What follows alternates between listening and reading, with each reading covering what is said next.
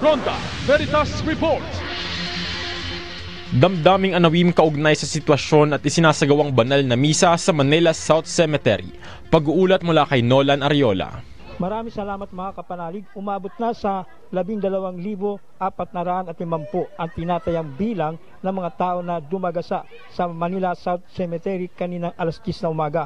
Isa sa mga visitor ang nagpahanap ng kanilang mahal sa buhay na yumao na agad naman inaksyonan dahil sa puntod finder system ng sementeryo. So may pinapahalap kayo na puntod? Okay na, nakita niyo na. Ito po yung pinaka-main gate. Pasok po kayo dito sa may kabila. Andiyan lang po yung sa thank you. Ano yung concern niya? Nagpapahanap po siya ng kapamilya niya kasi hindi niya po alam kung saan nakalibing ang sunod. Ngayon, na-trace naman po. Samantala, pinangunahan ni Father Severino Dancel Ismael ang pagdiriwang ng banal na misa at pagbabasbas sa mga puntod sa Manila South Cemetery. Binigyan din ni Father Ismael sa kanyang humilya na huwag matakot sa kamatayan at mas mahalaga ang paghanda para sa buhay na walang hanggan. Kung tayo ang dumadalo ngayon, darating ang pagkakataon, panigurado yan.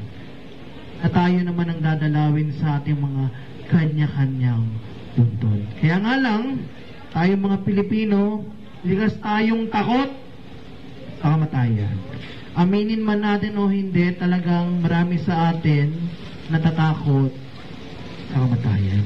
Ang ating pong banal na ebanghelyo sa mismong Panginoong Jesucristo, siya na nagbibigay ng pag-asa at ng lakas ng loob harapin ang realidad na ito. Anong sabi ng Panginoon? Huwag mabalisa ang inyong mga puso. Sumampalataya kayo sa Diyos at sumampalataya kayo sa akin.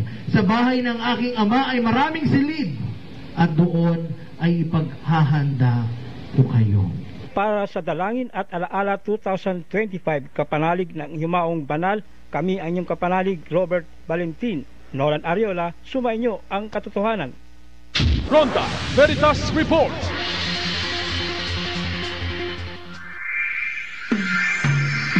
Dalangin at Alaala 2025